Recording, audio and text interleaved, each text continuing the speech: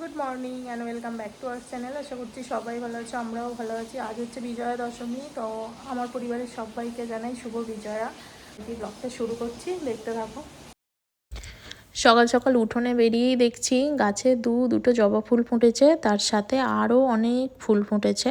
ফুল টুল তুলে নিলাম। রোমিও এখন এখানটা বসে রয়েছে। অপরাজিতা ফুল, কলকে ফুল, লাল জবা, হলুদ জবা, অনেক ফুল ফুটেছে। তো স্নান সেরে আগে পুজোটা করে নিলাম। এরপর ব্রেকফাস্ট করছি। ব্রেকফাস্টে খাচ্ছি তরমুজ, শসা, লেবু। খাওয়া দাওয়া করে নিয়েই একটু রান্না করব। তো আজকে একটু চিংড়ি মাছের মালাইকারি বানাবো। তো ঘরে কিছু থাকা উপকরণ দিয়েই আমি এইভাবে সহজ উপায়ে চিংড়ি মাছের মালাইকারি বানাই। খেতেও খুবই দারুণ হয়। আর চিংড়ি মাছগুলো বাজার থেকে নিয়ে আসার পরে তার মধ্যে আমি একটু টুথপিকগুলো গেঁথে দিয়েছি, যাতে চিংড়ি মাছগুলো একটু সোজা সোজা থাকে আর অনেকটা লম্বা দেখায়, নয়তো ভাজার পরেই সবগুলো গুটিয়ে যায়। তো এখানে এখন পাঁচটা পাঁচটা করে চিংড়ি মাছ ভেজে নিচ্ছি।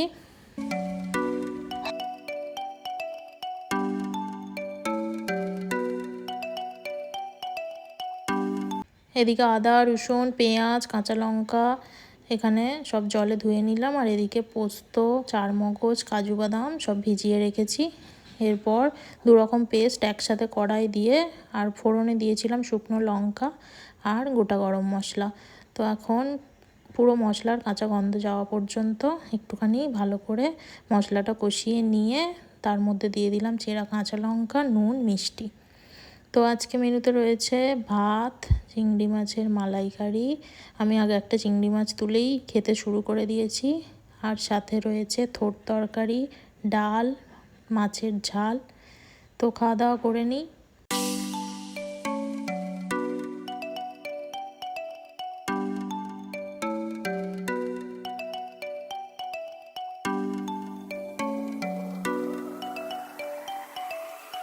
খাওয়া দাওয়ার পরে এখন এই যে রোমিওকেও খাওয়ানো হয়ে গেছে।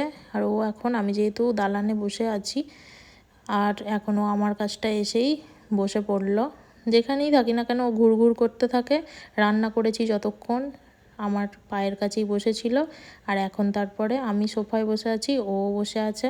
তারপর যেহেতু আমিও ঘরে চলে এলাম, ও চুপচাপ এসে ঘুমিয়ে পড়লো। তো গুড ইভিনিং। সন্ধ্যাবেলা এখন একটু টিভি দেখছি। 6টা থেকে 7টা পর্যন্ত আগে হতো, এখন তো 7:30 পর্যন্ত হয়। তো প্রত্যেক দিনই এই 1.5 ঘন্টা টিভিতে এটাই দেখা হয়। আজকে হয়তো অতক্ষণ দেখতে পারবো না, কারণ বিজয়া দশমী প্রণাম করতে বেরোবো। সেই জন্য আজকে এখানে যা দেখবো, তারপর বাপের বাড়ি গিয়ে বাকিটা দেখে নেব।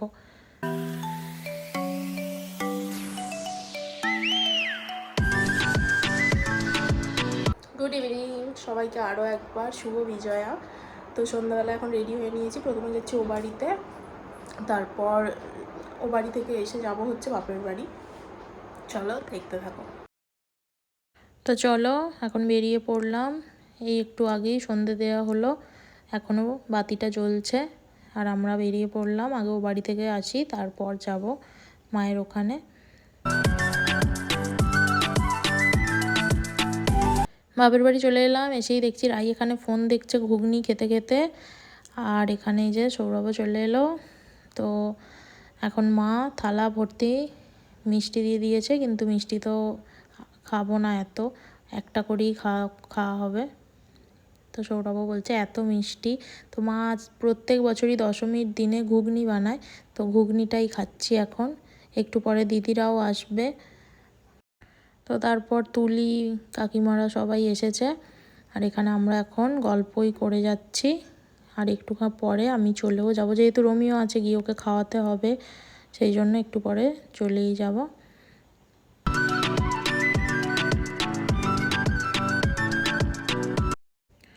তো বাড়ি ফিরে আগে স্ট্যান্ডের জামা কাপড়গুলোই একটু গুছিয়ে নেব। তো কালকে নবমীর দিনেই বৃষ্টি হয়েছে, সেই জন্য জামা কাপড়গুলো একটু মেলে দেওয়া ছিল, সেগুলো এখন একটু গুছিয়ে নেব। আর এরপর পাম্প চালানো হয়েছে, এখান থেকে এখন খাবার জল ভরে নেব আর রোমিওকেও খাওয়াবো।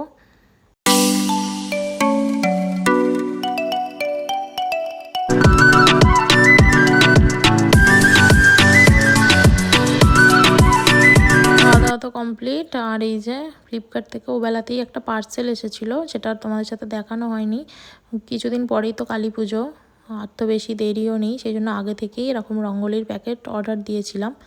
তো এর আগে আমি ফুল দিয়ে বহুবার রঙ্গোলি করেছি, কিন্তু এরকম কালার দিয়ে কোনো দিন করা হয়নি। তাই এবছর ভাবলাম এরকম একটা সেট অর্ডার দিই, আর একটু আগে ভাগেই দিই, যাতে একটুখানি আগেই ঘরে দু এক জায়গায় একটু একটু করে এঁকে দেখে নিতে পারবো, যাতে কালী পুজোর দিনে একটুখানি সুন্দর করে একটা রঙ্গোলি দিতে পারি। ভিডিওটা এখানেই শেষ করছি। সবাই ভালো থাকবে, সুস্থ থাকবে। Good night, tata.